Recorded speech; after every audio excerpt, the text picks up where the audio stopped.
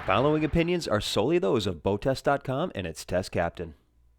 Hi, Captain Steve for BoatTEST.com, and today I am on Regal's new 2800. Now, this is a boat made for a discriminating buyer, and I want to start with what I think is the most distinguishing feature, the seating arrangements. For starters, use of space is the buzzword here, and that has to do more with the fact that this is a 9-foot beam boat instead of the traditional 8-foot 6-inch.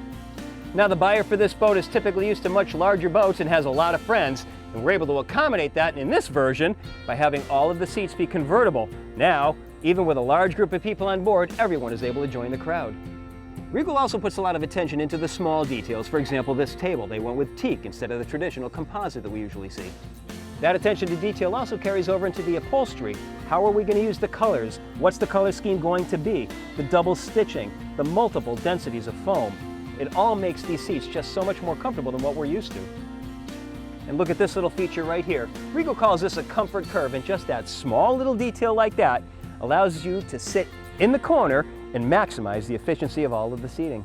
Now, with carrying this many people on board, I know I'm going to have a lot of beverages. Here's a 25-quart carry-on cooler. That's not going to be enough for me, but there are 3 separate coolers on board this boat. This one's for the cockpit. We have one at the bow. This one is built-in, insulated, and self-draining overboard. And, of course, we have another one at the transom. And if that weren't enough, here's a very cool option under the observer seat. A refrigerated drawer with a pull-out tray. This can be loaded up at home and brought into the boat. These aft seats are convertible to aft facing. Filler cushions turn the entire area into a sun pad, and these cushions only go in one way, so they won't blow off while you're underway. Bow seating starts out traditionally enough with 2 forward-facing seats, and they also can be accommodated facing each other. Flip-down armrests also accommodate for forward-facing seating. A filler cushion can be taken out for more traditional seating. And the addition of a pedestal table makes the area suitable for an alfresco lunch. Storage is an important part on any boat, and on the 2800, it's everywhere, starting at the bow. It continues behind the panel that doubles as an air dam, where we have a wastebasket and a pull-out drawer.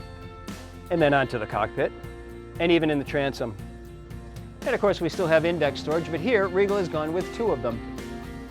The head is in the port side console. It includes a solid surface counter with a beautiful vessel sink on top. The decking is a synthetic teak. The porta potty is standard. There's an option for a pump out head. Also, an electric toilet with a holding tank, 12 gallons.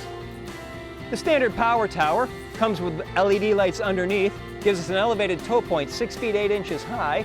There's a Bimini top both fore and aft, and of course the entire tower is collapsible, so we can fit into a rack room, a garage, or under a low bridge. And speaking of low bridges, notice that the boat is still operational while the tower's in the down position.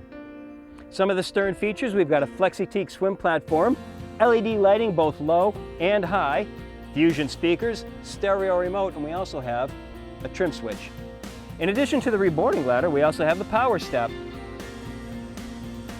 Well, if Regal was looking to build a boat with yacht quality that could still be operated as a functional day boat, I think they achieved it with the 2800. And that is my look at the Regal 2800. For BoatTEST.com, I'm Captain Steve. We'll see you on the water.